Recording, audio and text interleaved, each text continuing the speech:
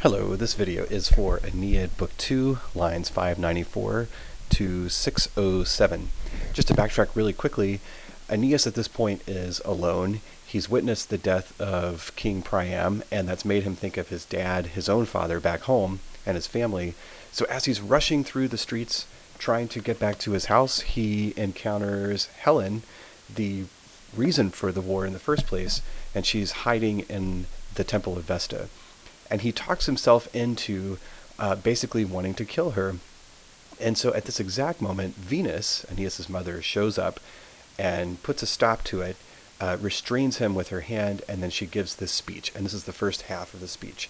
So go ahead and take a moment now and pause the video and try and mark it up as best as you can. Okay, so if you'll notice the first the first little bit of her speech, she's just asking lots of questions, kind of mirrors Aeneas' speech when he was asking himself questions, getting himself worked up. In this first one, I see quis, tantus, and dolor would be all nominative subjects. Excitat is the main verb. And then direct object, we have indomitas, which is modifying the accusative direct object, eros.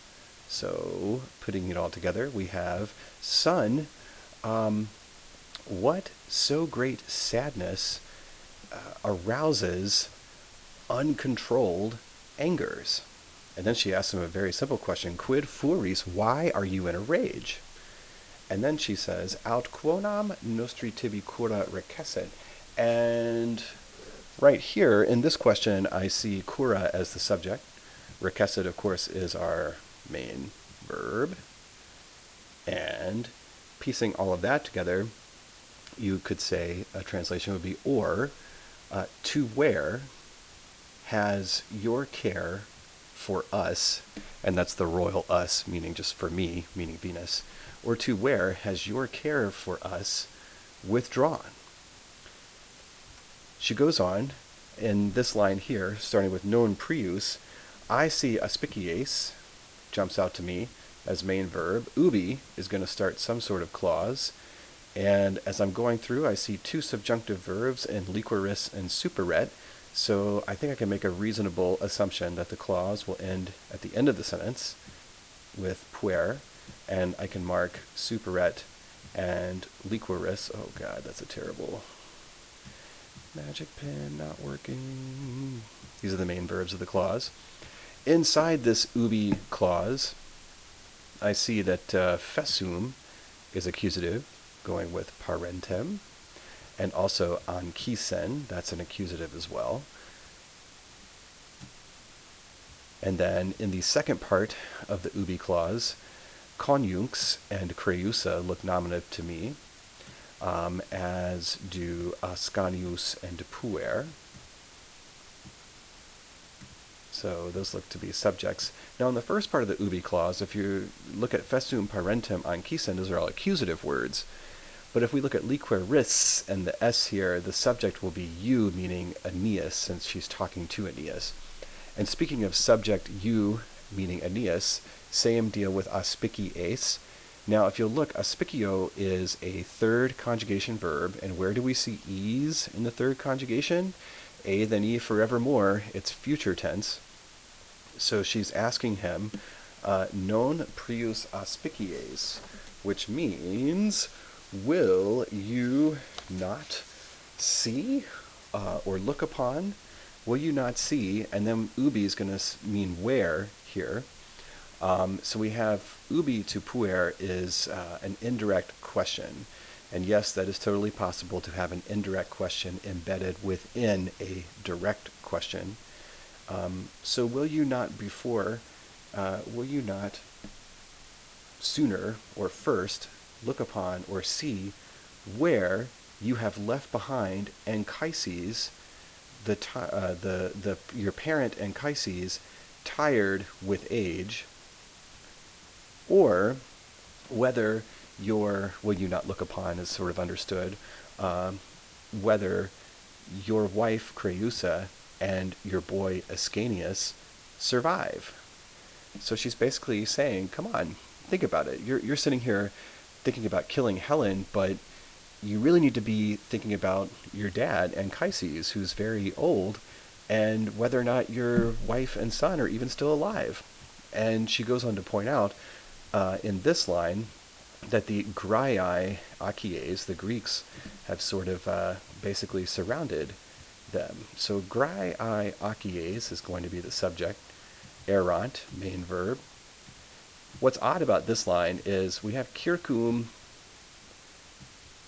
quos omnes is a prepositional phrase. So this prepositional phrase is sort of broken apart here. Moving on in the second part of the sentence, I see ni, which means if not or unless. So we have in the second part of the sentence some sort of conditional statement from ni, most likely to the end of the sentence. Resistat would be the main verb in the if part of the conditional statement, and then tolerant and hauserit, those are the main verbs in the then part of the conditional statement. Mea cura looks nominative to me, so that's going to be the subject of resistat. Flammai looks nominative, plural, so the subject of tolerant, most likely. And then inimicus ensis, the hostile sword, those look nominative, most likely the subjects of hauserit. So, putting it all together, we have, she just mentioned, hey, come on, are you going to think about your dad and your wife and your boy? Around all of them, literally all of whom, but you can say all of them, around all of them, Greek battle lines wander on all sides. And if my care would not stop, now the flames would have carried, and then I think we have to add in a direct object here. Now flames would have carried them away, meaning now they would have been burned, and now the enemy sword would have drained, once again we have to add in them, and I think the sense is of drain them of life, meaning killed them. So she's saying, hey, if it weren't for me and my concern and my care, then, your wife and your son and your dad, they all would have either been burned or killed with a sword at this point. So, moving along, this statement here, from non to Troiam, is a little bit difficult to render into good functional English. If we're breaking it apart, we have invisa and facies. Those are nominative. Facies, meaning face, would be the subject. Those two words are surrounded by genitive words here. Lakainai is modifying Tyndaridis. That's the daughter of Tyndaris, meaning Helen. And so you've got this weird chiasmus here. I shouldn't say weird, it's just a chiasmus. Kolpatus is describing Paris, also a subject. And then we have inclementia is another subject. Diwum and diwum are repeated here. You could probably take a guess if you know that inclementia means cruelty or harshness. The only way that diwum would make sense here would be to figure out that it's syncopated for divorum, so the cruelty of the gods. And she repeats it twice, the cruelty of the gods, of the gods. Now finally we get to our main verb, which is evertit. And we have has and opes as some sort of direct object. And then we have a que, and then a second independent thought, sternit being the main verb. I see a prep phrase, our first one in this video, or second one rather, akomene, and then troiam would be a direct object. So, trying to piece all of this together, we do, I think, have to add in a few conjunctions which are missing to make this make sense. So just try and bear with me as much as possible. Tibi is one of those datives of reference. So for you, comma, the hated face of Spartan Helen, or Paris having been blamed. And then in my mind, it makes sense to go over here to your verb and direct object, and then come back to this subject inclementia, but we would add in a conjunction here. So for you, the hated face of Spartan Helen, or Paris having been blamed, do not overturn. This is so hard to figure out here. They do not overturn these riches, meaning the riches of the city of Troy. And then this is, I think, where you have to add in a conjunction. But rather, the cruelty of the gods, and then take the verb again, overturns these riches and lays waste Troy from its heap. Okay, so that was a little bit confusing, and we can go over that in class a little more if you guys need it. So, basic argument is, look, it's not Helen's fault. It's really not even Paris's fault. It's the cruelty of the gods. They're the reason why your city is burning up, Aeneas. So just forget about Helen and get yourself home. And then she gives him a command, auspice. And then there's this long parenthetical statement, which will wrap up this video. And the command that she's giving, auspice, means see or look. And if you'll notice the punctuation here at the end, you've got a colon. So in the second part of the video, you'll find out, okay, what does she want him to look at? In the parenthetical statement, she basically says, look, you need to follow my commands and stop freaking out. If you hear some yelling and screaming, that's just my wife chasing the kids around while I'm doing this. Anyway, everything's fine, I promise. So, in the parenthetical statement, the odd thing about this is that omnem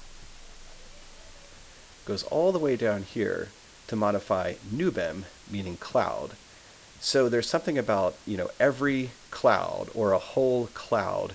And this is a cloud which is sort of obstructing Aeneas's ability to think clearly at this point because he's in a rage at Helen. And so you've got this nice image of the fact that omnem and nubem and everything it's sort of enveloping all of these words in between. And what is she going to do with this cloud? Well, eripia is our main verb. A then E forevermore. This is future tense. Subject is I, meaning Venus. And then, for I will snatch away every cloud. And then we have a clause, quae, going all the way to Kaligat. Nubis is feminine, which is why we have a relative pronoun, which is also feminine. So this entire clause is going to describe the cloud. So I will snatch away every cloud, or the whole cloud, which. Now, inside of this clause, let's go ahead and mark it up. We have habitat is a main verb. Kaligat is also a main verb. And obducta is modifying cloud, as is umida. Mortales visus are going to be our accusative words here, direct object. Visus is a fourth declension noun. Tuenti is a present active participle, dative singular, as is tibi. This is going to be another one of those datives of reference. And then I think we can go ahead and translate it. So for I will snatch up the whole cloud, which now for you watching, having been drawn over, blunts or dulls mortal sight or mortal visions, and darkens, it's described as umida, and damp or moist, darkens, and then I think you have to have an implied direct object of everything, darkens everything around. So everything that's preventing you, Aeneas, from seeing clearly, I'm just going to snatch that cloud away from you. And then she gives him some commands. Now, qua here, after si nisi numine, Ali takes a holiday. This is really ali qua, and it's modifying usa, so any commands or any orders. And then we have time, it's a main verb. Recusa, also a main verb. Parere, I'm going to attempt the infinitive sign there. There it is. And praekeptes is dative plural. It's really a direct object, though, because pareo parere is one of those special verbs that takes a dative. So here are the commands that she gives. So she says, look, for I'm going to snatch away this cloud that's preventing you from thinking clearly. And then she says this, don't fear any commands of your parent, meaning of me, of Venus, and do not refuse to obey these orders or these instructions. And so what are the orders, instructions? What does she want him to look at? That's coming up in the second part of the video. Okay, thank you guys.